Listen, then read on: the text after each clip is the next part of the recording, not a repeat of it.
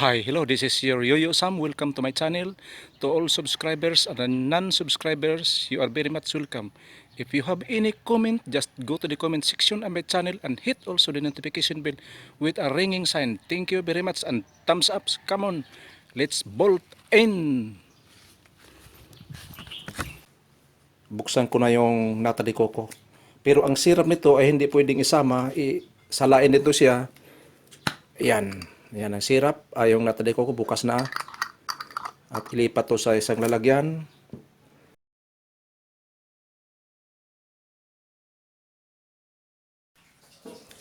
Ito yung sangkap ng paggawa ng buko salad. Ito yung nata de coco, red and green. Dalawa kasing uri ang ilagay sa buko salad. Yung kaong at saka yung nata. Yung kaong kasi matigas kaya hindi namin ginagamit yung nata de coco lang at saka itong cream, Nestle cream, 5 piraso, 5 karton. Carnation condensed, 5 din. At saka Del Monte Fiesta. At bago namin ikuan yung buko salad, pinapakuluan muna kasi kung idritso siya na pag prepare na hindi pakuluan, madali siyang masira, hindi katulad ng pinapakuluan na matagal siya masira kasi naluto na yung buko kaysa hindi maluto.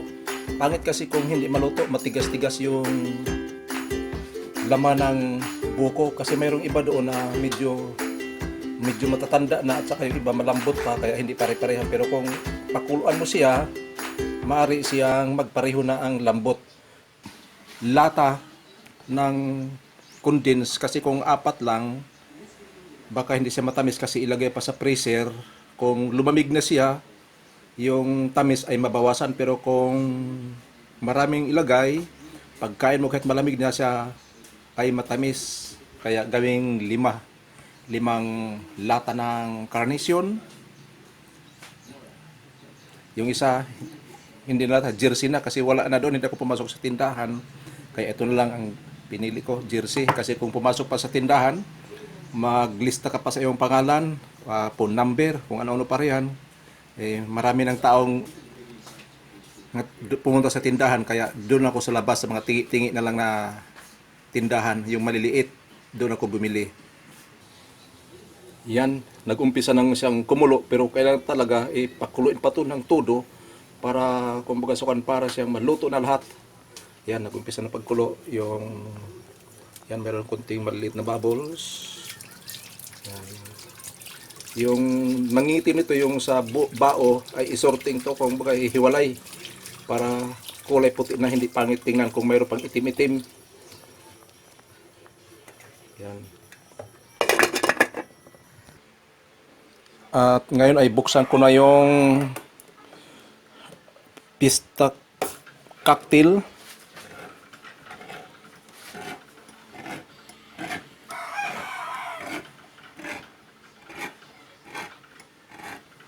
Hindi lang ko na kayo yung katas ilagay pa rito. Ayan. Dito ilagay, patuluin mo na yung katas. Yung kasi hindi yan pwede siyang isama. Yung kuan lang talaga, yung laman lang, yung sabaw hindi pwede isama. Yung syrup.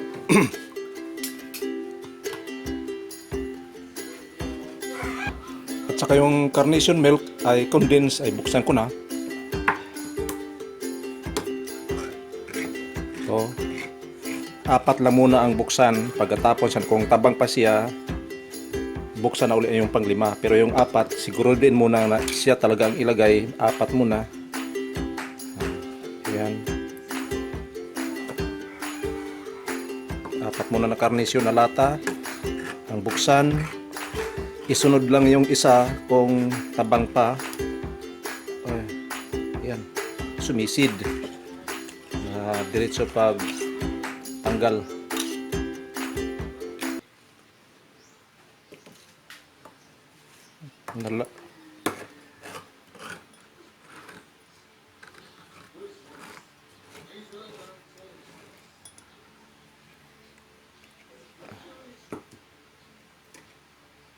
Yan. 4 na piraso. Kumulo na kasi yung buko na pinakuluan pero hindi pa gaano.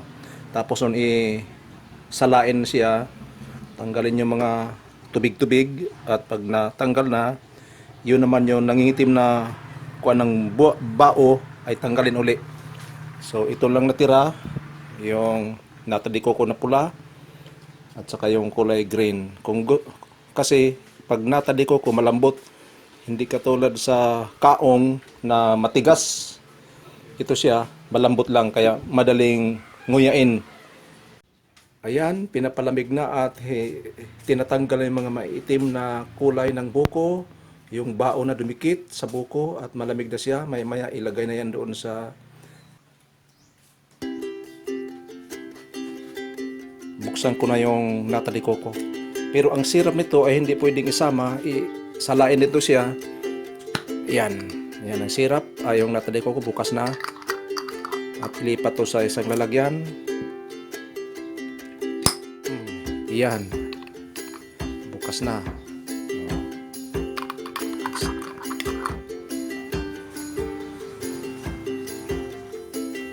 Ang nata, pinagpakulan muna para yung kulay hindi siya magkupas. Kaya yun muna. Kung kasi ilagay mo doon na hindi mo pakuluan, yung kulay maghiwalay doon sa mga maghalo-halo na sa mga nilalagay mo. Kaya ito, pinakuluan para parang dumikit talaga ang kulay niya doon sa nata. Kaya kung ang green lang talaga, hindi na mahawaan yung ibang mga nilagay katulad ng buko. Mag-iba ng kulay kung hindi siya pakuluan. Kaya ito, pinapakuluan. Yung kulay pula, ihiwalay din pagpakulo. Yung green, ihiwalay din. Ito na yung fruit cocktail na fiesta.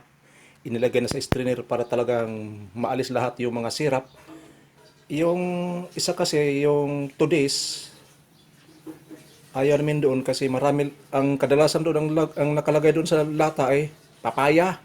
Hindi katulad dito na halos pare-pareho silang karamihan, ang nilalagay yung pantay-pantay. Kung baga 1/4 ang ilagay na cherry o papaya o pineapple, ganun din. Sa 2 days kasi, halos papaya na lang kaya hindi namin ito ginagamit. Ito lang fiesta ang ginagamit.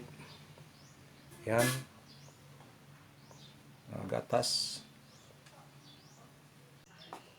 Yan, naggagayat na ng Eden cheese.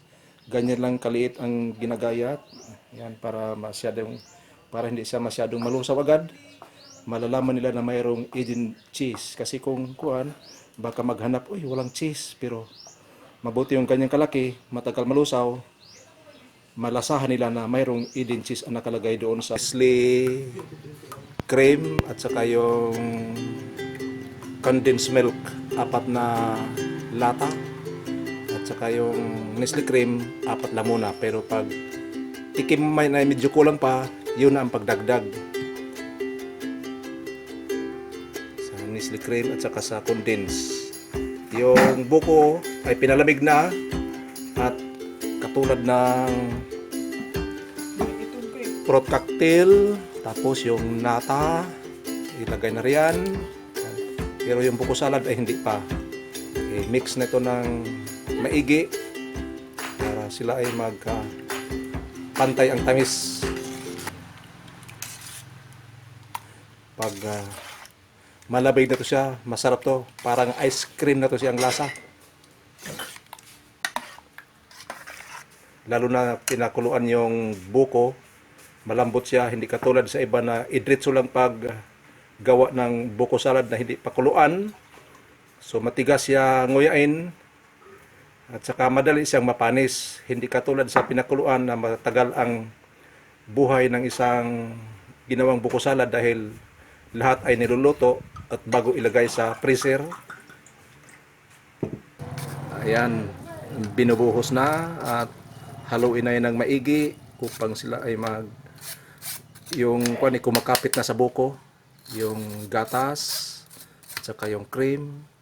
At pagkatapos niyan ay lagyan ng Eden cheese. Yan, hinahalo na siya. Dahan-dahan na paghalo hanggang sa lahat ay mahalo na. Pagkatapos yan, ilagay na sa freezer. Kinaumagahan, pwede nang kainin umay-maya, pwede nang tikman, mga 2 hours ang nakalipas, pwede na. Mas maganda to i-serve na malamig, parang ice cream. Halo. Bali 10 buko to ang inilagay dito. Kasi kung konti lang, pangitin kung konti lang yung buko. Yan. Palagay ko, yummy to. Yummy. Yan. Pag matigas na siya, masarap na yan. Yan, nilalagay na yung Eden cheese. Yan. Isang buong Eden cheese na maliit ang nilagay dyan. Isang buong karton ang nilalagay. Yan na.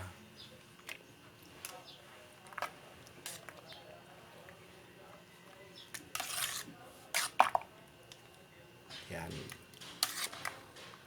Pwede na siyang tikman kung malasa na ba. Ito na.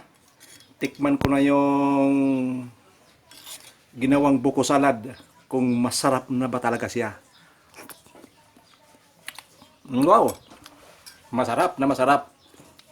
Yummy.